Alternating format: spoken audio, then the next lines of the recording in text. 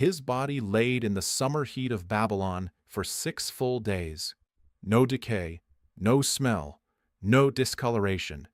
His generals, the most powerful men in the ancient world, refused to touch him, not out of grief, out of confusion, because in 6 days, in the heat of a Mesopotamian summer, a human body should be unrecognizable.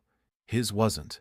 Now, I'm going to ask you 3 questions at the start of this video, and I need you to hold them in your head, because the answers will change the way you think about everything history taught you. Question 1. What if the greatest conqueror in human history never actually died on the day history says he did? Question 2.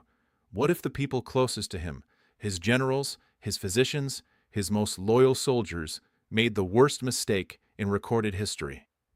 Question 3. What does modern forensic science, 2,000 years later, actually say happened in that room in Babylon? Stay with me, because by the end of this video, every single one of those questions gets answered. And the answer to all 3 is the same. Babylon, June 323 BC. Alexander is 32 years old. 11 years of continuous warfare across 20,000 miles, from Greece through Persia, Egypt, Central Asia, all the way to the edge of India. He has never lost a battle, not once. He returns to Babylon to plan his next campaign, an invasion of Arabia. Then, at a dinner hosted by his general Medius, he drinks heavily. Within hours, pain, sharp, spreading pain across his abdomen. And over the next 12 days, his physicians watch something they have no language to describe. Day 1, fever, chills, abdominal pain. Day 3, high fever, he can no longer walk without help. Day 6, he is moved to the palace baths, the coolest room in Babylon. He can barely speak. Day 10, his voice disappears completely. Day 12, his eyes close. His physicians declare him dead. But here is where this stops being a history lesson. 3 things about the next 6 days make no medical sense unless you accept a possibility so disturbing that historians avoided it for 2,000 years. And those 3 things are exactly what we're going to break down using modern forensic pathology, toxicology, and neurology. Let's start with the theory that everyone believes and why the science says everyone is wrong. For 2,000 years, the accepted answer has been poison, and it makes sense. Alexander had real enemies.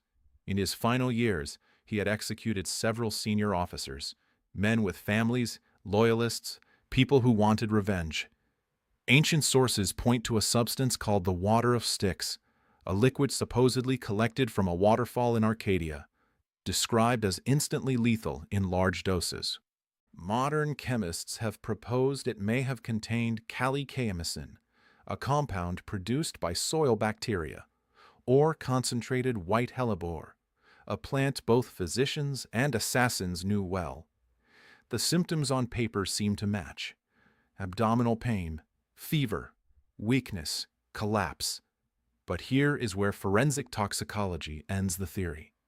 In 2010, a research team at the University of Maryland performed a full forensic reconstruction of Alexander's final days, cross-referencing every documented symptom from 4 primary ancient sources against every known poison available in the ancient world.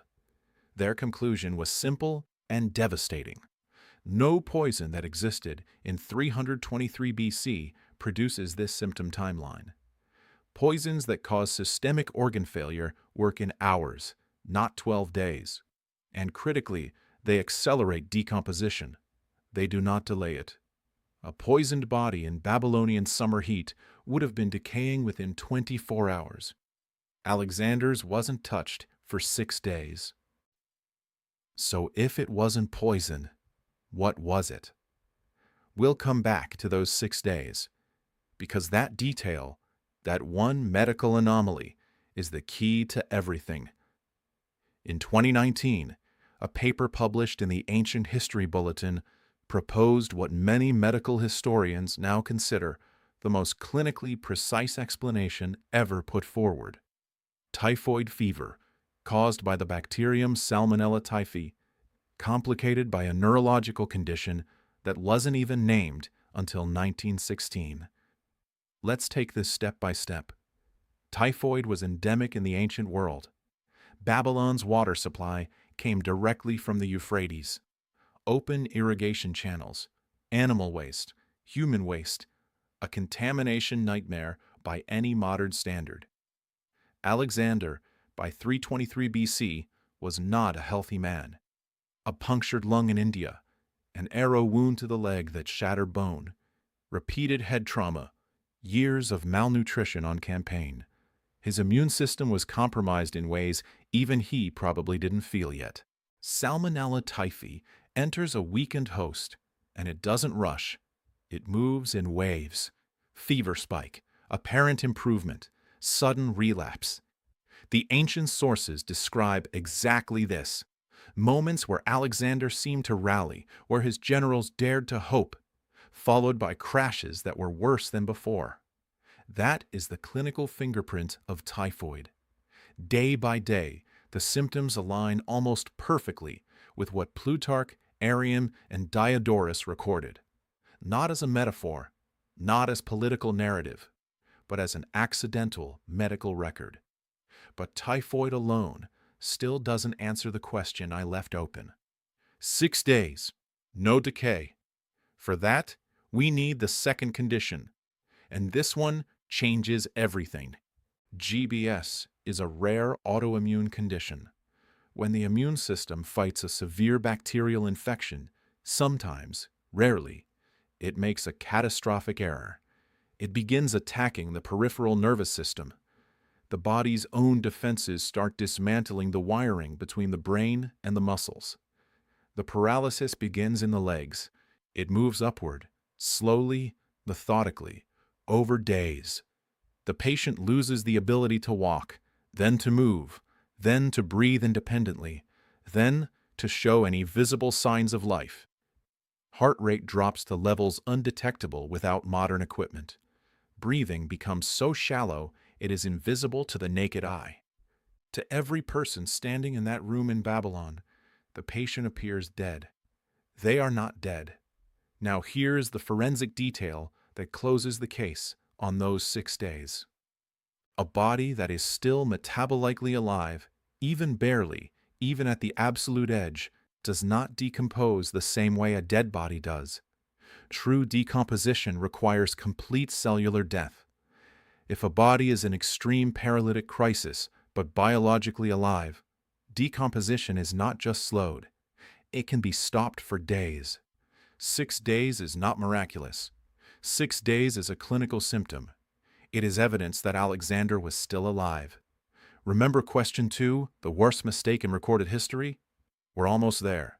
Dr. Catherine Hall, a senior lecturer at the University of Otago in New Zealand, published the most forensically rigorous analysis of this case in 2019.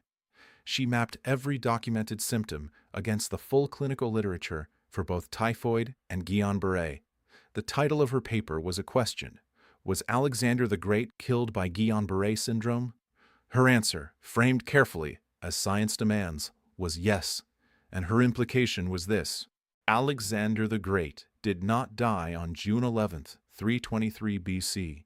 He died later, possibly days later, alone, in the dark, in a body that could not move, could not speak, could not signal to anyone in that room that he was still there. If you think this video deserves more people seeing it, hit that like button now. The algorithm decides who sees this based on that one signal. And if you want the next case, Caesar, Cleopatra, Napoleon, subscribe, because that's exactly what this channel is. Think about what that means, not as a historical fact, as a human experience. Alexander had crossed the Hindu Kush in winter. He had stood on a battlefield with a punctured lung and kept commanding. He had looked at the Persian Empire, the largest empire the world had ever seen, and decided to walk through it. He was, by every account we have, a man who had never experienced helplessness. And if the forensic science is correct, his last experience was total, absolute helplessness. He could hear his generals arguing over who would inherit his empire. He could hear his physicians recording his death. He could hear the political machinery of succession beginning to turn, while he was still breathing. He couldn't move a finger to stop it. The most decorated military commander in human history, ending not on a battlefield, but in silence, mistaken for a corpse, surrounded by the people he had trusted most. That is not the death history gave him. That is the death forensic science suggests he actually had. So, the three questions I asked you at the start.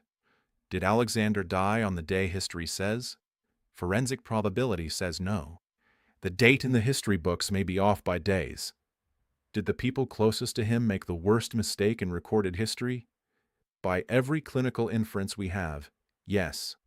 They buried a man who by modern medical understanding may not have been dead. What does modern forensic science actually say happened? Typhoid fever triggered Guillain-Barré syndrome. Ascending paralysis was mistaken for death.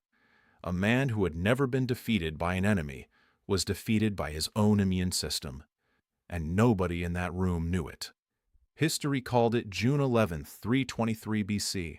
Forensic science calls it something else entirely. Now, I want to know what you think.